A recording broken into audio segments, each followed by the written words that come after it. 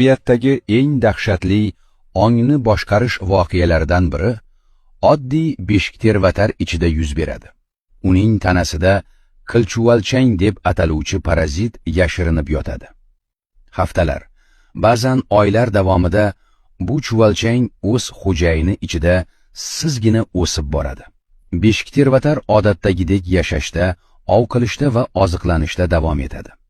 U boshqa bir jonzot sekin-asta boshqaruvni o'z qo'liga olayotganidan bexabar bo'ladi. Vaqti kelib, chuvalchang tashqariga chiqishga tayyor bo'lganda, u shunchaki qochib ketmaydi. U beshiktervatarning miyasini qayta dasturlaydi.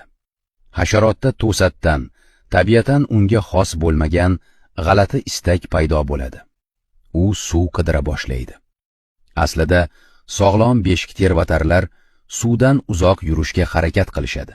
Ammo bunisi o'ziga tegishli bo'lmagan buyruqqa bo'ysunib, to'g'ri suv tomon intiladi. Suv bo'yiga yetgach, parazit hasharotni suvga sakrashga majbur qiladi. Beshiktervatar ko'pincha cho'kib ketadi. Uning tanasi suv tubiga g'arq bo'lar ekan, chuvalchang undan tirik holda chiqib oladi va hayotini davom ettirish uchun suzib ketadi. Xo'jayin halok bo'ladi. Parazit esa omon qoladi. Do'stlar, hozir sizlarga bu narsa ko'rsatamiz.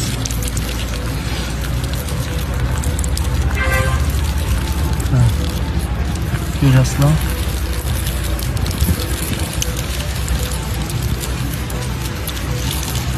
Ko'rdinglar nima chiqyapti ichidan?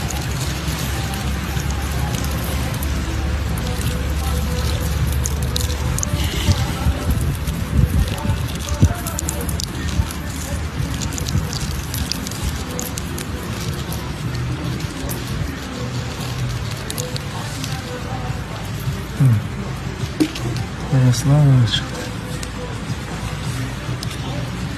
Bu nima bu? Kim biladi? Bilganlar yozib yuborsinchi.